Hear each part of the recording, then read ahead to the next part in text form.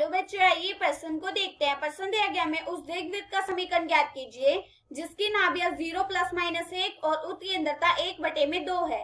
बच्चों, इस प्रश्न की जो हमारी मुख्य अवधारणा वो क्या बनती है? मुख्य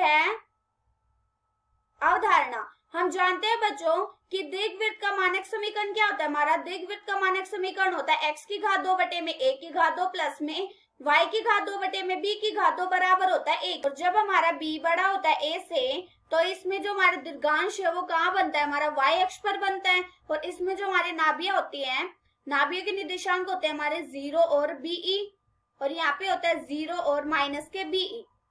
और इसमें जो हमारी नाभियां हैं, नाभियां वो होती है हमारे, उसके निर्देशांक होते हैं 0 और +- के be।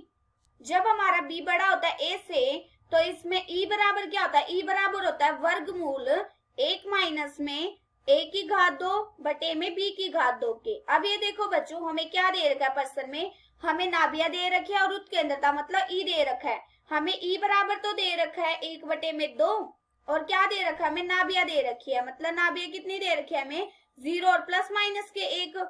यहाँ से हम क्या करेंगे? b का मान निकालेंगे। कैसे निकालेंगे? be बराबर हमें दे रखा है 1 के, और हम जानते हैं कि e बराबर कितना है हमारा? 1/2। हम यहाँ पे e का मान लगा देंगे। b गुणा में 1/2 बराबर 1। यहाँ से b बराबर कितना आ गया? 2 के। हमारा b का मान निकल गया। अब हम क्या करेंगे? e का मान और b का मान इसमें लगा देंगे, तो यहाँ से हमें a का मान ज्ञात हो जाएगा। फिर हम क्या करेंगे? a का और b का मान इस समीकरण में लगा देंगे, तो हमें दीर्घवृत्त का समीकरण ज्ञात हो जाएगा, और यही हमें निकालना है। यहाँ से कितना आ जाएगा? यहाँ से आ जाएगा 1/2 बराबर वर्गमूल 1 माइनस में a की घात 2 बटे में b का मान कितना है हमारा? 2, तो 2 की घात 2 कितना आ गया? 4। अब हम क्या करेंगे? दोनों तरफ वर्ग कर देंगे। जब हम दोनों तरफ वर्ग करेंगे तो यहाँ से क्या आएगा? घात से वर्गमूल कट जाएगा। यहाँ से आ जाएगा 1 माइनस में a की घात 2 बटे में 4। हम क्या करेंगे? इसका एलसीएम ले लेंगे।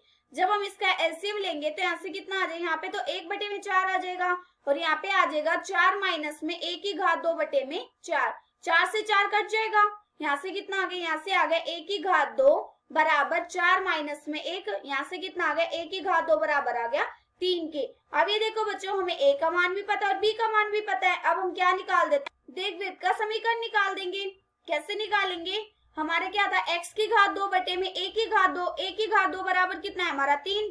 फिर प्लस में y की घात 2 बटे में b का मान कितना है हमारा? b का मान आया 2, तो 2 की घात 2 बराबर कितना है? 4 बराबर 1 के। ये हमें क्या ज्ञात हो गया? दीर्घवृत्त का समीकरण, और ये हमें निकालना था। आशा करती हूँ कि बच्चों आप सबको समझ आया होगा। धन्यवाद।